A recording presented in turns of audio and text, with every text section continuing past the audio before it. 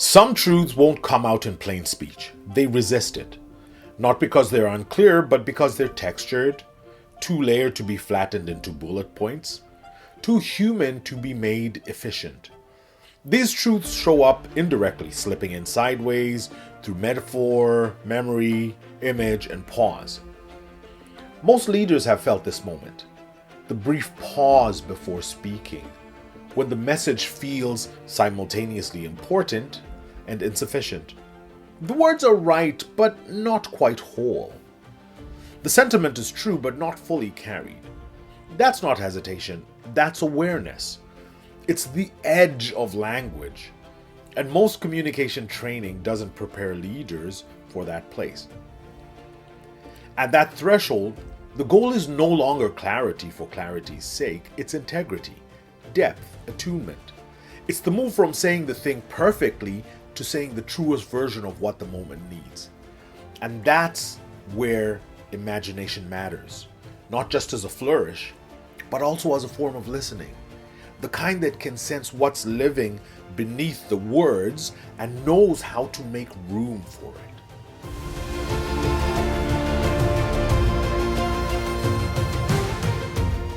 In a world obsessed with articulation, silence is often mistaken for absence.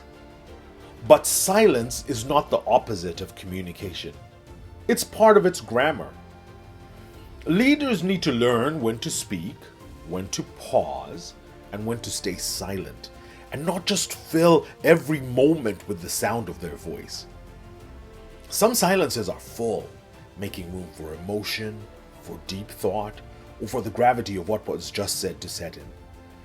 Other silences are uncomfortable or even painful because they remain after difficult conversation, or they're holding space for what should have been said but wasn't. I would wager that some of the most powerful moments in leadership communication often happen not during the message, but just after, when the words fall away and something lands. Silence scares leaders and communicators. It requires a certain kind of discipline, a willingness to be present without performing, a trust that your audience doesn't need to be blanketed with the sound of your voice and has the capacity to feel their way into what you've offered. The most resonant communicators don't rush to explain everything. They know that silence is not the absence of meaning, but the invitation to encounter it.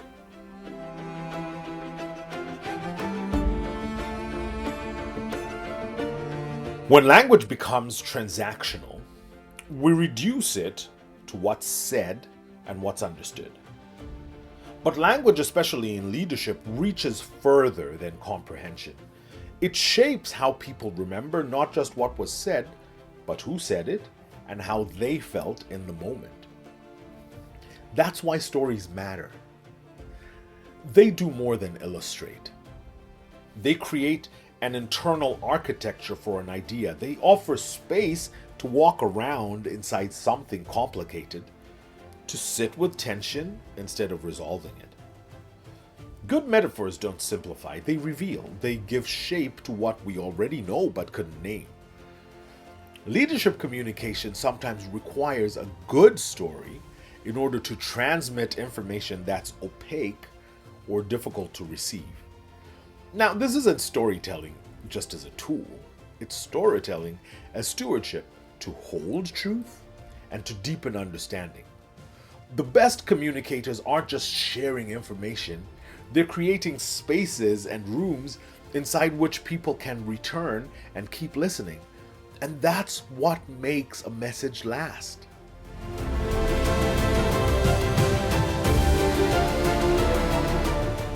True communication is not just the management of messages.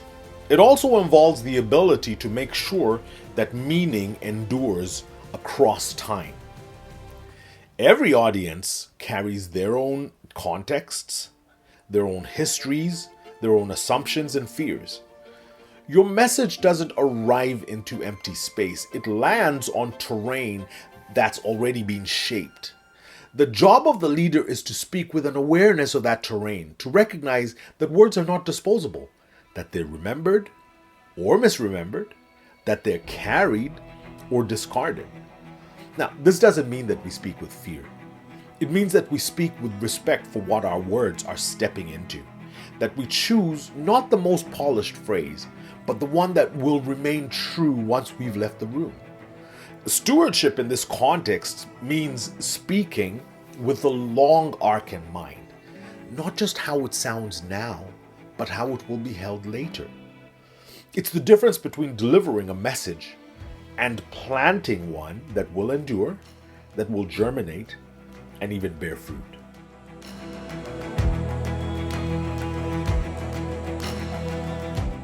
So, what practices can help leaders communicate in ways that take into account the terrain that their audience already inhabits? First, we can stop reducing communication to the clever arrangement of sentences.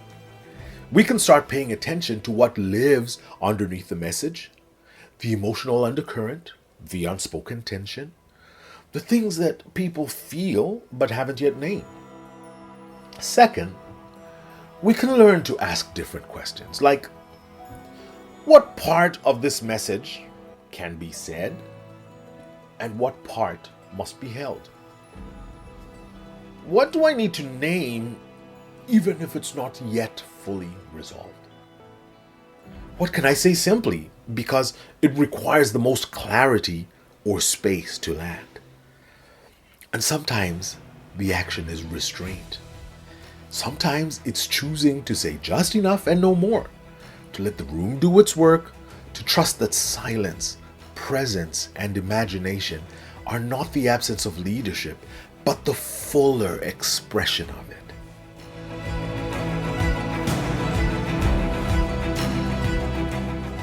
If something here has named what you've been carrying or sparked a way of thinking you didn't have words for, Fathom It is here to help. These reflections aren't offered as technique, they're offered as an invitation, because leadership isn't just about being heard. It's about creating the conditions for something meaningful to land, to take root, and maybe even grow.